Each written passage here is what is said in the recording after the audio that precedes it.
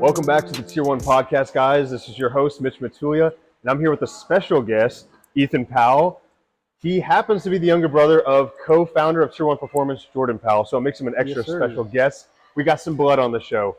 Ethan, welcome to the show, brother. Nice to be here. Nice to be here. Awesome. So I guess just to start things off, tell us a little bit about yourself and where you grew up. Well, just like Jordan, from Kingwood, Texas. Yes. Been here all my life until I went off to college. Went to college at University of Colorado Springs. Redshirted my first year, came in injured.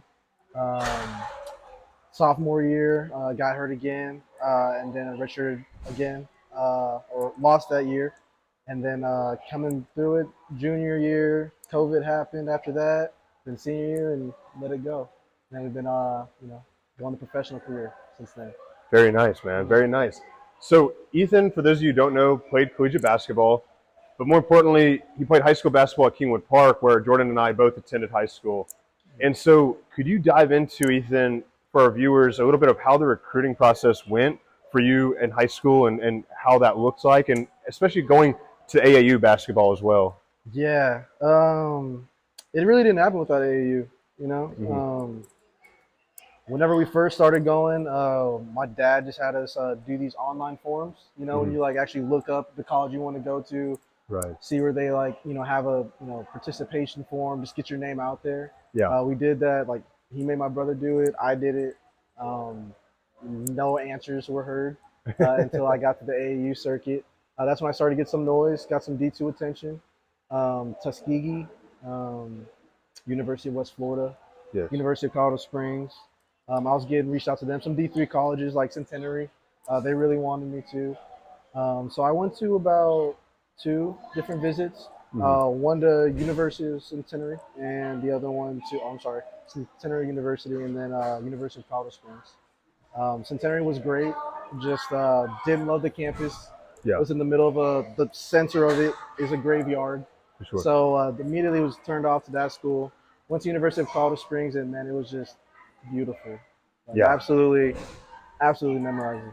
So that made my decision easy. I went over there and I had a boot on, and I think because I just rolled my ankle, had a bad ankle sprain. I was in the boot going up there inflated from the flight, and whenever I landed, played a little open gym, had one of the worst performances ever. But the coach had saw me earlier before I got hurt, and he already knew the answer, and we were talking about a full ride. But later on, I tore my ACL in the season, and then after that, we kind of discussed the scholarship a little bit, kind of made some changes. But from there, I was already set from University of Colorado Springs. And URI was interested in you for a short while, right? For a short while. That was that kind of made me think that college is kind of like having a girlfriend. It's kind of like playing it's girlfriends on girlfriends, because colleges want to hear what other colleges are doing. They want to know who's attracted to you, who's coming after you. And so when I told them, I got some D2 attention, I got some D3 attention, they specifically asked me, do you have any D1 attention? And I didn't have anybody looking at me from any D1. I was like, you guys are my only offer.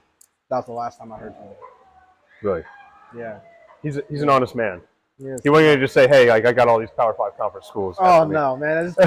But when you get to that level, I guess, you have to have the following. I mean, I was looking at some other guys that they were recruiting too, because they were making it known. I mean, whenever they offer people put it on their Instagram and all that. Right. And so I saw where URI was sending their offers, and these guys that, EYBL, mixtapes and all that, these guys were very elite guards. So, it was no harm. Do you think that high school kids could realistically just play AAU basketball and not play high school and then still get recruited heavily? You gotta go to high school. Right, you gotta go to high school. It's fun to play for high school too. Yeah, but these schools, as far as home schools or the the Oak Hill academies, I would say that only works out for 40%, because you got to think about the people that are on the bench that are going to those schools. They're top talent that's not going to be seen. A lot of those guys. They're probably going to go to JUCOs afterwards, but those, top 6, 7, are definitely going D1. But if it's the right decision for you, it's the right decision for you. Right, and you were a point guard. And how tall are you? I am 5'11". Do you think that height plays like a large role, especially at the point guard position? Like I see point guards now like 6'4", Uh, 6'5", or does it really matter as long as you have good handles and good basketball no, IQ? it's not a hindrance. I mean, Yeah, it's it's always nice to be taller. I mean, right. let's just be let's be factual. It definitely is nicer, Hmm. but that shouldn't affect how you impact the game at all. I mean, you get to see that Trey Young's level, Isaiah Thomas, Yeah. uh, man, dudes are killers. Dudes are killers. You just gotta have the work ethic. You gotta be creative. I think that's really where it comes the most. Whenever you're a smaller guard, you have to start being creative. You can't rely on your athleticism because there's going to be a guy that's taller that can do the same thing. Right. And I think the reason why I bring that up is because I think some kids, they just immediately cancel out in their minds, like going college basketball or D1 or D2 based on their height. You know what I mean? Like Mm-hmm. if a guy That is was under definitely a factor 6'4", under Uh-huh. 6'3", they immediately get discouraged. They're like, nah, like, I mean, it's not realistic for me. But Yeah. you're saying, hey, man, if the skill's there and the quickness is there and the basketball IQ's there, then it's very Yeah, realistic. I will say it definitely affects recruiting for sure. I Oh, mean, you can be better than a person, and they'll recruit somebody taller than you because they can do maybe like just a little bit less than you. or But just projectability. that Projectability. potential is there. Yes. And that's what a lot of coaches like. Like any coach, you can ask anybody, they love the potential. They love to see what they can do for that player. Yes. That's just why if you're a smaller guard, you got to be able to prove it. Prove it then. There's not a lot of there's not going to be a lot of wait time for you. If you're a smaller guard, you got to produce. You got to put in the work in to produce on the spot. Now, so are you faster than Jordan, would you say? If you'd be in a run race Uh, right now, I mean, or even in both your I primes. would say I'm faster. Yeah. Jordan is quicker. Okay. Jordan is quicker. Fair enough. So you're beating him in the 100. He's beating you in the 50-meter dash. For sure. Okay. 100%. Gotcha. Get him in the 40s, kill me. Okay. Fair enough. Fair enough. Usain Bolt over here. I'll So get him in there. so you chose to go to college in Colorado, and what kind of adjustment was that for you, being away from home, being away from family? Was it just an easy transition, or was it kind of? I mean, I mean, it was fun. It was college. I mean, Yeah. if anything,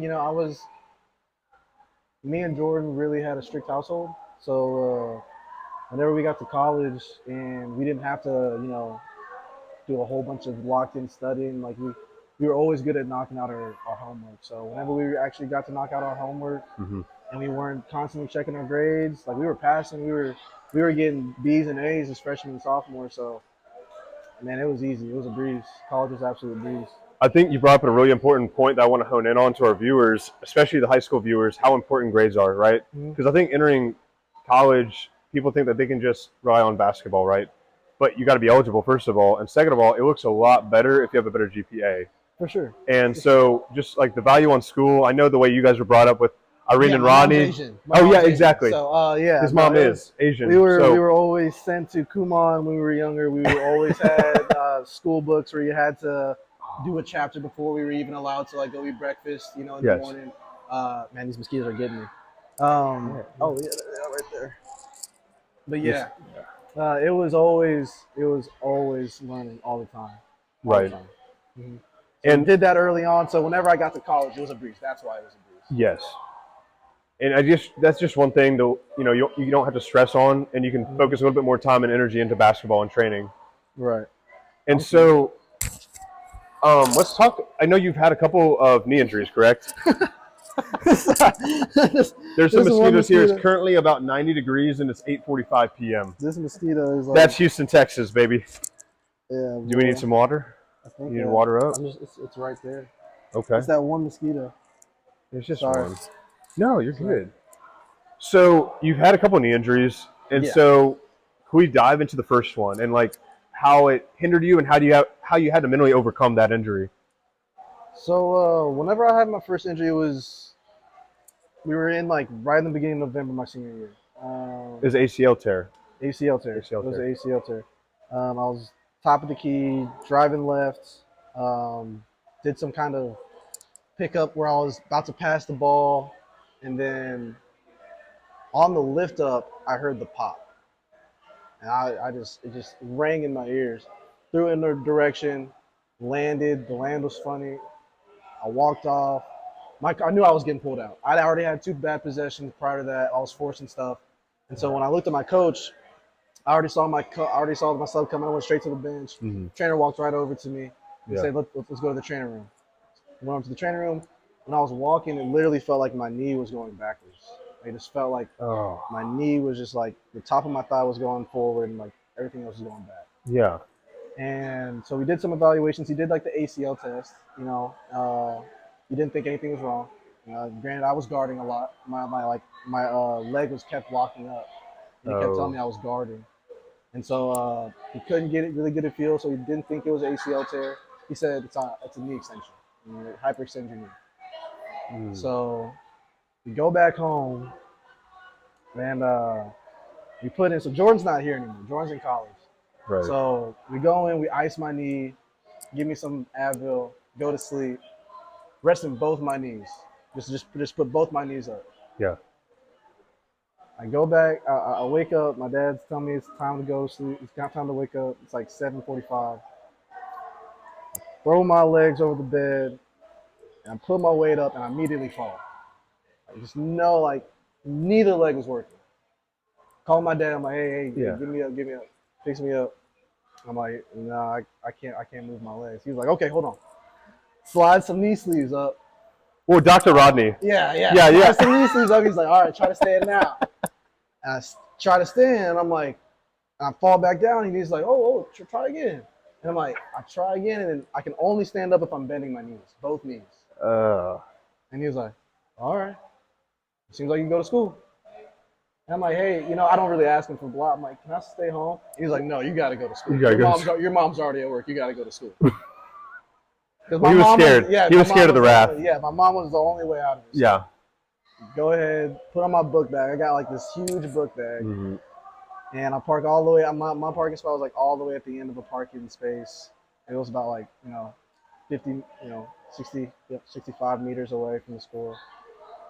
Yeah, that shit was terrible. Wait for the application process for the parking spot. Yeah, You get put all back. the way in the back, all the way in the back, man. And so yeah.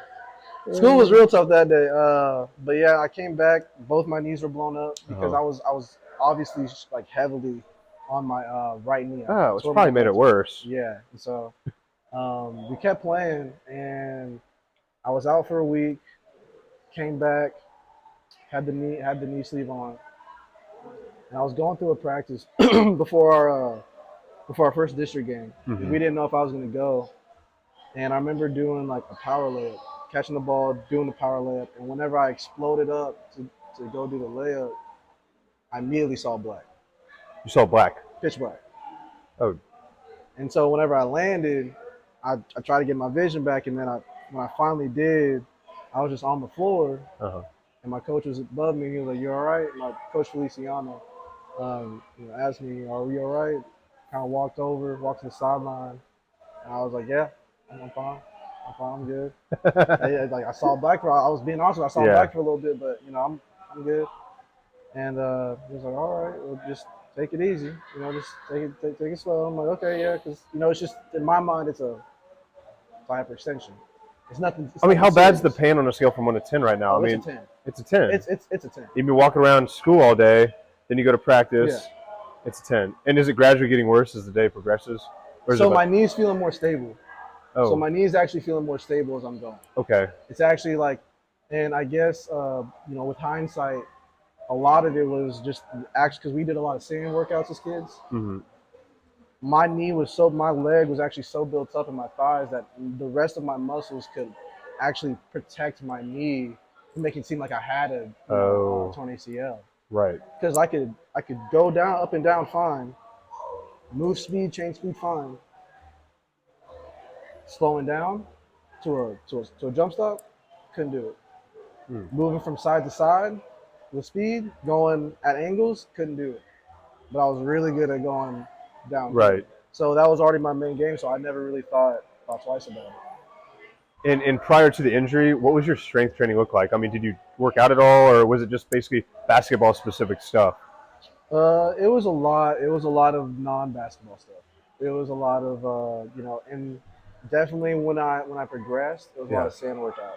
It was a lot of sand workout. A lot of sand workouts. But what about like weightlifting? Did you do any weightlifting? Weightlifting. In the school, we did weightlifting in the school, and then also, whenever my brother came back, I was doing baseball workouts.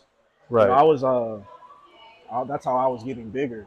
Mhm. The stuff that we were doing in basketball, that wasn't getting you big. That was maintaining you. I was probably getting better with my squats. Yeah. One thing I did do by myself though, the summer, no, sophomore and junior year, really hitting my junior year, I actually started putting bands on myself in our squat racks because in Kingwood Park High School they kind of have like these 3 bars that jut out for no reason. Mm-hmm.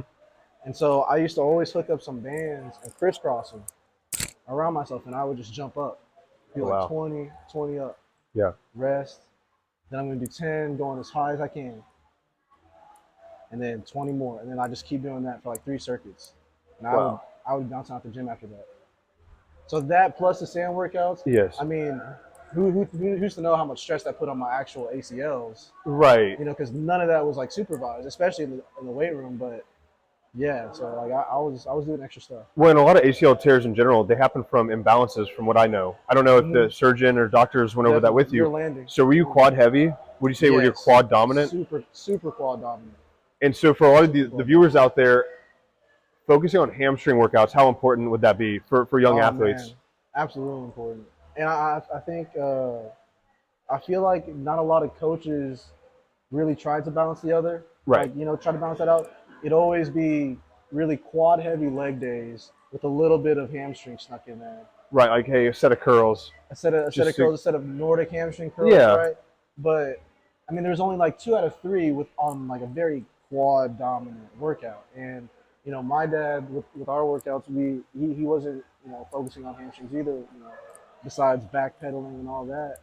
But you know, yeah, not a lot of people took the time to actually focus on hamstrings. Not until I actually did rehab did I actually focus on that. Right, and how long did rehab last for you? Like, because this was your senior year. This is my senior year. And how far into the season was it? It was the beginning of the season. So I tore my ACL and I played 3 months on it before I found out I had a torn ACL. So you waited 3 months to get an MRI. Yeah. Oh wow. So you played on a torn ACL for 3 months, just to finish the season out, just to finish your senior year, basically. Well, I didn't know I was torn yet. So they actually, the trainer, I was going to the trainer like a lot, every day almost. And they said, hey, we got a specialty trainer that comes in at the end of the year for the football guys, for the baseball guys to see, what's bothering them or if they need to go to someone more serious. Yeah. We want you to come over and see what's wrong. And I go in there like 7 o'clock in the morning on the late arrival day. So I was already mad. Right? So go in there and this guy moves my knee like twice, just boom, boom. Oh yeah, it's torn. Just like that. Why didn't they get a second opinion to begin with? Like, what was the? Oh, we didn't. I mean, that was ours. That was our fault. If we didn't get a second opinion earlier. But because it wasn't getting any better, even though you're going to physical therapy every day, or was it getting a little bit better? So it wasn't fixing it, but it was like it was a Band-Aid. It was a Band-Aid. It was almost like I was basically at that time making my leg stronger. Mm-hmm. It was almost like prehab at that point. Okay. Fair enough. But I was putting damage on my leg because what could have just been an ACL tear. Whenever we did my MRI, I had torn a little bit of my meniscus as well, and from the constant pounding, which you have to guess from what the doctor told me. Yeah. I had not shattered. I had fractured the top of this bone right here, my femur or something like that. Yeah. And so, were you already committed, or did you already sign to college at this point? No. So I didn't sign yet. I was still weighing my options because I was actually heavily considering University of West Florida. West Florida. I was waiting on that visit. Okay. They wanted to see me play a little bit. They wanted to see how my season went. Yeah. But obviously, once they got news that I tore my ACL, that coach stopped all contact with me. That was a top D2 school, right? That was a really good D2 school. Over in Florida, Pensacola, something like that. Oh yeah. So yeah, really nice school. Not a bad place to be. Oh yeah, no, I watched one of their games online, and yeah, everybody was dunking in warm-ups. Like they had everybody from 5'10" to like 6'8". Everybody was dunking. Super athletic. Yes. Super athletic team. Yeah. So I guess mentally, how did the knee injury? Did you view it as a setback at first, or did you kind of view it as an opportunity to enhance your mental capacity and gain some mental strength from it? Oh, 100% was a setback. 100%. Yeah. Yeah, I was pretty mad because it's senior year. Oh yeah. And yeah, it just that hurt. That hurt to kind of watch that go by, and I felt like we had a really good core group of guys that year, and we could have made it really far. And yeah, I missed out on that. Plus, man, that rehab was crazy. It was crazy hard. How many hours a day were you putting into physical therapy rehab? 2 hours every other day at this rehab, and then basically 2 hours at home. Yeah. In and out the rehab. So you got the 2 hours whenever I went to rehab on Mondays and Wednesdays, and then I'll probably do like an hour, 45 minutes worth of work at home, and then whenever I'm not in there, I'm just 2 hours at home, and you're doing exercises that are just painful. And I actually, the difference between the two Yeah. was that whenever I fractured this, it was a lot more painful of a surgery or a recovery process than when it was just an ACL tear with my right. Because, man, trying to get that bone strength back was, while trying to get that tendon strength, was very, very difficult. We're gonna get onto the fracture because I wanna know more about that. So like, because I'm rehabbing my ankle and foot right now, and like just to let our viewers know, because I want them, because I mean injuries happen, right? It's part of the game, it's part of the sports. But the amount of time and effort that you got to actually put into getting back to where you need to be and actually exceed where you were, Mhm. it takes a lot of time. It's almost a full-time job. Oh yeah, Like no, to it was, rehab something, you yeah, got to it be was, determined. yeah, it was really hard, Yeah. especially when you're trying to, because whenever I was out, when I came back into my freshman year, Hmm. the speed of the game was totally beyond me. Like I was trying to get back to my same senior year self Right. when the speed of the game at college level was totally different, and I was not. It was a very very slow. I had one of the worst years, my freshman year, just trying to close out on people. I mean, they're beating me off the closeout left and right. And so, did your college stay loyal to your offer, even though, despite the injury, Yes, yes, they did? Uh, So you decide to commit to them, obviously, to show, hey, thanks, guys. I mean, I'm going. I'm oh, all in. not for so yeah. We adjusted it whenever we got to whenever I tore my ACL. Oh, the percentage changed. Yes, for sure. Yeah. So what was the scholarship percentage So they were originally? nothing was written, but they were talking about a full scholarship. Yes. As soon as I tore my ACL, they were fully prepared to, go another way, and they started recruiting another kid. I started hearing some of that chatter, Right. um, and I know that they told me that the athletic director wasn't willing to offer me a full contract, and that's how they spun it off to me, which you can take with a grain of salt. But Right. yeah, after that we had a little bit of a change. I think I got like, I'm not gonna say the amount, but it changed. It changed for sure. And you're talking like out of state tuition on top of that.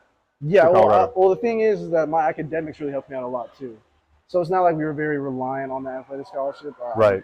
I did good with my academics. Yes. So that helps me a lot. You got to fall back on academics at the end of the day. Because at the end of the day, they match that to their combos. They always try to pull academics first. If you have a parent in the military, they're gonna try to stack that on top of there too, and then they're gonna give you whatever athletic scholarship they can fill because they're trying to get the best team they can build. No matter what. Right. So, It's a business, Uh-huh. ultimately. And like, things can take your body out of the equation, but nothing can take your mind out of the equation. So I think For sure. obviously the studies and the academic scholarship, Mm. it's very important. Yeah. Sweat a Sorry, little I'm bit. sore a little bit. It looks good. Yeah. It looks oh my good. Goodness. You look like Rambo, dude. Maybe I should just take it off and jump in the pool now. My goodness. Might as well. All So, right. so getting to college, I mean, you said the speed of the game changed. Was that the biggest difference between, aside from the skill level, obviously? Would you say the speed of the game was the biggest factor between high school and college basketball? Uh, the speed of the game, and just better players. I mean, Yeah. you got better players. These dudes were the best people in their high school too. Right. Great players. You actually playing with players who actually know how to use their size. Yeah. At that point, man, dealing with some really crafty guards at the D2 level, man. And I'll tell you, the guards are probably the thing that'll surprise you the most about the D2 level because there's just such an overflow of guards. Right. You got overlooked, right? Yeah. Yeah. And man, you got a lot of undersized guards that are some killers in D2. Like absolutely do. And did a lot of guys on your team end up playing like overseas or anything like that? Yeah, a lot of them Yeah. do. A lot of the D2 guys play overseas. A lot of the overseas is a totally new world. I mean, you got so many guys that, people that were the 7th to 9th, 10th man from Georgia are going overseas and, they're playing with like the guys from the top of D2s and, it's a whole thing. Yeah. And I also want to dive into like your training at the collegiate level. So how did that change? Did you guys have like a specialized basketball training coach or anything like that, or strength coach rather, that would work with you guys? Oh, we had a strength. We had so our strength coaches like rotated. Mm-hmm. It was kind of weird. So they were in their I think second year of their graduate program, and they needed like hours, and Mm-hmm. they would get with us, and they would finish that out. Our first training coach was great. His name was Yeah. Derek. Man, super. He came from a hockey background. Super quad heavy and hamstring guy. Like I had the best leg workouts, and that's what I needed coming off of my ACL. The best like lower leg workouts ever. Yeah. Man, he really believed in pushing your maxes. He didn't believe in one rep maxes. Always three rep maxes. Always three solid rep maxes. Yep. I agree with that. Yeah, and I then agree with that. when on my second year, we had another guy who came in, and he followed Derek for a while. Actually, I think his name was Derek. I could be getting the names mixed up, but he was great too. Oh, yeah, just fix your mic there a So, little bit. Just make sure it's, yeah, there you go. no, but yeah, my second year, same thing. That guy was great too as well. And third and fourth year, we had a girl, and she was a little bit more mobility focused because, and granted, my second year we had I think about one, two, three. I think we had about four ACL tears, four ACL to MCL tears on our team. Dang. Yeah, so it was ridiculous how many knee injuries we had. We had a lot of back injuries the following year after that. So we switched our entire focus from no more load heavy, straight mobility, straight yoga, a little bit more on the high rep, low weight. Wow. So yeah, our program switched quite a bit. Well, and you know what's crazy is like I think most sports can kind of implement bodybuilding type of idealisms as far as like balance, right? And so Mm-hmm. like when I train legs, there's like a hamstring specific day per week, and there's like a quad dominant day per week. And ideally, like you hit RDLs, you hit Bulgarian split squats, you hit hamstring curls. Do you think those type of exercises could play a role if done correctly and performed with obviously strict form at the basketball Definitely, at that's what we basketball? were doing our first and second year. Yes.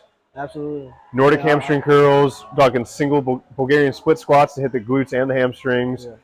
Mhm. lunges, things like that Yeah, nature. he was very much in. Just because we were basketball players doesn't mean we couldn't do that. Right. That's exactly how our trainers looked at it our first and second year. And that's my philosophy with baseball athletes too. It's don't stray away from the lifts. You just you have to do it, perform the lifts with somebody who knows what they're doing, right? Mhm. Like somebody that can overlook your form, and I think the repetitions matter and Yeah. the intent of the repetitions. I mean, he was my first year strength and conditioning coach. He was so on top of it. I Hmm. mean, like he was really overlooking our form so much. Yeah. And he would go from one guy to the next. He'd tell him to start over just so he could look at him. Hmm. If he saw him struggling a little bit, hey man, go down and rep. He was like, I'd rather you have good form than you start struggling and shaking. No ego You lifting. know? Yeah. Yeah. No ego lifting. So like, man, they were that I wish we kept him for my entire career, Yeah. but yeah, we had to let him go. And so you had a very successful collegiate career. You're a point guard for all 4 seasons, correct? Yes. Yes. And tell us, you had a second injury on this knee and you fractured it. Right. Yeah, yeah. And what year was that? So I didn't fracture that knee, but I that was my sophomore year.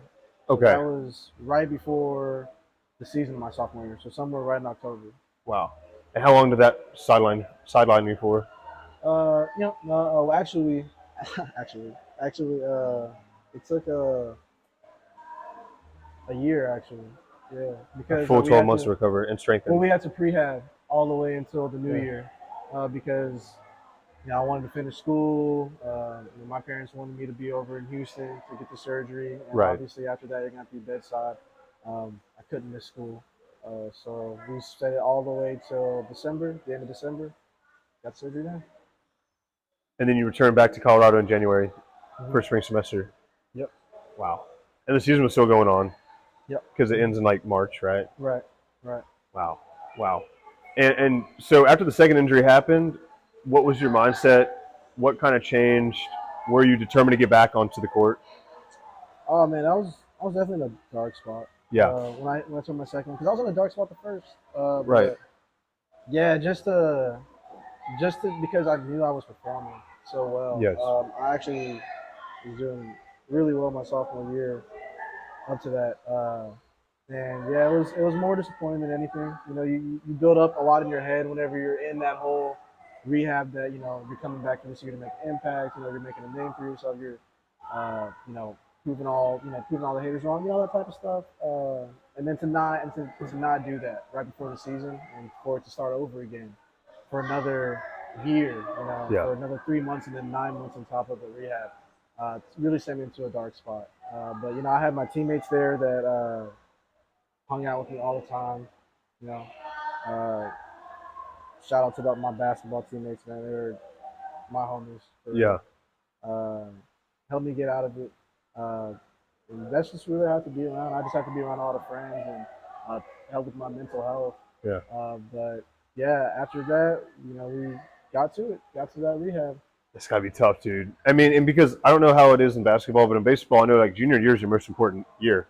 Mm-hmm. I mean, performance wise, like for scouts, for NBA scouts, for MLB scouts, that's the year that they want to see you progress, and Mm-hmm. see some separation between your sophomore and junior year, Mm-hmm. right? And so, did you sit out? Did you get redshirted? Did you get a medical redshirt? So no, I didn't get a medical red shirt that time. Because you were back in time for beginning of your junior season. I'm actually trying to remember. Yeah, no, actually, I think I did get that medical red shirt because my season hadn't started yet. Okay. So I have a lot of years built up because plus the COVID year where they gave So you me. could still be playing technically if you wanted to. Oh, I can see it. He still has another year or two of eligibility.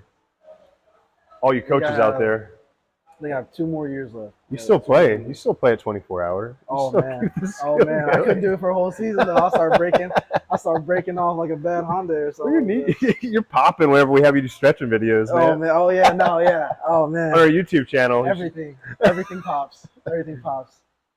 Yeah, man, I can't do it no more. And so post athletic career, you get out of college. What's your mindset then? Like, where do you go from there? Sorry, one more time. So after college ends, do you know exactly what you're going to do? Or are you kind of like, because we always talk about the end of Oh no. athletic career, you're kind of lost in a way. You know what I mean? Yeah, no, Like, what's next when all you know is athletics? yeah, no, I had no idea. I was Yes. out there fishing in the dark. Right. I had a little something with Northwestern Mutual. Hmm. Didn't want to do it. Didn't Right. want to do it at all. Just totally ghosted them whenever. Just totally ghosted them on the second interview. I just didn't even want to participate anymore. Yeah. And Was it in Colorado? it was in Colorado. Because because you moved back to Houston like a month after you graduated, 2 months. Yeah, yeah. Because I mean, I wanted to get a job, but I didn't want to immediately go into something that I would hate. Right. And I couldn't find a good job. I was applying everywhere, but it was really hard to apply. And at that point, Denver's rate was going up to about 1,600 for a single bedroom. And so at that point, Denver ain't cheap. hey, let's go kick it with mom and dad. Yep. See how they're doing.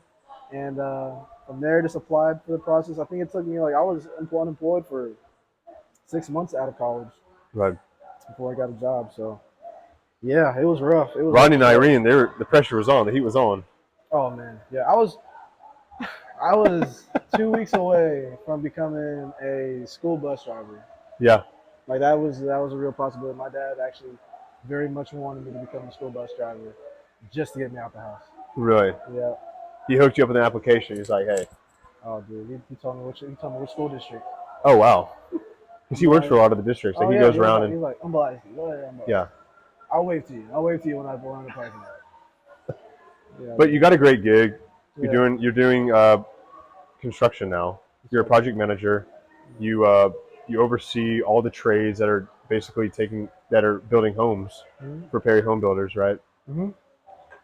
And something else that you're starting up that Jordan and I definitely wanted to kind of bring up in this interview is we are now adding a basketball portion to Tier 1 Performance, and Ethan is going to be customizing all the nutrition and weightlifting programs for basketball athletes. And so tell us a little bit about that and like what all that entails for athletes and what ages that you prefer to work with. Definitely. I think the best time to work with youth kids is definitely around the middle school age because they're still moldable. I agree. Um, I agree. I mean, it's hard to take it's hard to take a sophomore, junior, or senior, and try to get them where they think in their mind they want to be. Right. You know, because you just got to be realistic. Um, it starts at middle school because you still have the time to dabble in different things or multi-sport. It's great at that age, um, but then you can really start to hone in your skills and really develop really really unique talents and skills. Really hone in on that. So that's definitely the best age to have it. But as far as the programs, um, I try to I try to stick it more to actual movement action, pick and roll type stuff. Definitely shots coming off screens, what kind of screens you would be doing, a lot of fundamental form shooting Yes. is definitely in there. And then basketball, I mean, ball handling, because I'm a point guard, I know a lot about it. I'm sure there's a bunch of ball handling drills out there. There's thousands. Yes. You just got to choose the right ones to try to what works for you. Right, because you're going to be in charge of the skill-specific training for these programs. Obviously, I'm going to collaborate with you on the nutrition and weightlifting side of things, because I don't know anything about the skills part of basketball. You're the expert on all the drills and everything like that. So, I mean, are you going to bring the sand workouts back? Too much trauma. No, too much trauma. No, wouldn't do it to them. Wouldn't do it to them. They were crazy, man. It was like 30 minutes no break. Yes. 30 minutes no break in Texas heat. I would never endorse that. Well, because how many days a week are you training? Are you working out right now? Right now? Yeah. Oh man. I would say about 5 days of the week, 4 to 5. I'm definitely getting a little skip. You're putting on muscle. Like I'm trying to put on weight just in general. Really. Is this the most muscle you've ever had? Man, I want to say my sophomore year. I want to say my sophomore year in college, I was pretty bulky. But this is probably the most I've been in weight. Okay. But whenever I was a sophomore, I was like 185, and I was like solid, man. I was like right before I tore my ACL, I was like, my dad compared me to like a boxer. Like I was very solid. Jordan was a boxer for Halloween one year. He was a little Yeah. Little Creed Apollo, little Adonis, Yes. little Adonis. Yeah, So, it runs in the blood, runs in the family. so you still play pickup ball time to time. You still stay athletic. You stay flexible. Mhm. You stay limber. You are obviously a tier 1 performer yourself. Mhm. Obviously, you follow the programs and got a 6-pack. So the body fat's low. For sure. Yeah, For yeah, sure. yeah. I mean, Keeping I see, the pack. yeah. You got to keep the Gotta pack. keep You the got to pack. keep the pack. Gotta keep the Yeah. pack. If you don't see the pack, you're a fat boy. Mhm. You're a Mhm. fat boy. And we got to get that body fat down, especially as an athlete, right? I mean, is that an ideal look? Is like body fat range as an athlete, as a basketball player? Mhm. Do you prefer low body fat? I guess with all the running and all the endurance training that you do, you're not going to really be carrying much body fat to begin with. Right, but like Jokic is like the kind of disproving on that. Oh, point he's kind too, of huh? disproving that. Yeah, but He's a definitely. big old boy. But even he lightened up a little bit, right? Because he was a lot heavier. He's a little than what he pudgy. was- Oh yeah, but he's a lot heavier than what he was now.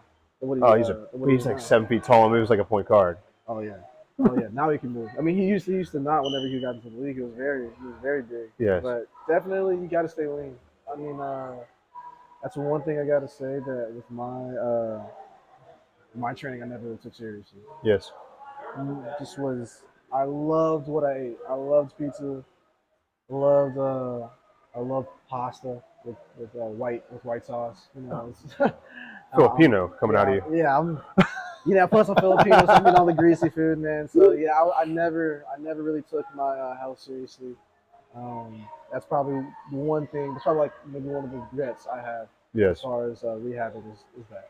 And last thing before we wrap it up, how much has the game changed since you've been in high school, since you've been at the college level? Because it's been, I don't know, give or take 4 to 6 years now. Mhm. How much has the game evolved? Evolved. Not so much. Really, it's almost had this like topple effect. Okay. You got all these guys from like AAU coming into college with these NIL rules now, and man, all over the universities, the level of competition is just rising, and it's crazy. I mean, this last NCAA tournament was absolutely ridiculous. And I just think more small colleges are gonna start, showing out. You're gonna start seeing them in the NCAA tournament, making deeper runs. Especially with the Because, transfer portal, right? especially with the transfer portal is huge. The transfer Yeah. portal is huge, and Well, you're even seeing teams at the College World Series that never would imagine being there, but I think they yeah, capitalized on this transfer portal. yeah. And honestly, like high school recruitment has changed. Yeah. It's hard as a senior to get a full ride. I bet. I mean, when you got all these dudes that are ready to produce now. I mean, and to the point whenever we were making our first topic, these smaller guards, yeah, potential's huge now because they're not going to take the 5'10" senior coming out of high school, and they can take the 5'10" sophomore about to be a junior coming from a D1 who didn't get any playing time, Right. right? He Yeah. already has the body, so that's what you're competing against, right? So it's really hard, and they are going to choose that 6'4", 6'5" guy that has a little Yeah. bit less, but a lot more potential, a little less skill, a lot more potential. So that it's become a beast to try to make it out of high school uh, as a senior. I would imagine. And obviously, with our programs comes the mentoring, and that's something that you would offer to high school and middle school athletes coming up is, hey, how to get recruited, what routes to go, maybe junior college, maybe D2, maybe D3. You'd obviously be able to give them all that advice. Yeah, and I mean, like, man, definitely don't stick to the D1 stigma. Right. D1 scholarships are hard to get. It's Very competitive. it's very competitive. It's a very competitive space. Definitely go for it. If that's your dream, go for it. But at the end of the day, find a school you like. Find a campus that you can actually see yourself being there for 4 years. Um, Actually go to a school and try to find some culture. Like Yeah. try to find stuff that makes you want to stay. That's the best thing I can say because at the end of the day, all those credits don't transfer over. you know. So Nope. man, if you're trying to get a degree, man, just choose a school you like and stick to it. Work your way up. Just keep the grindstone. Keep the grindstone. Well, Ethan, man, we're out of time. Thank you so much. This was awesome. We Yeah, got to do it again. it was We great. appreciate Yes, sir. having you on the show. Guys, have a great night.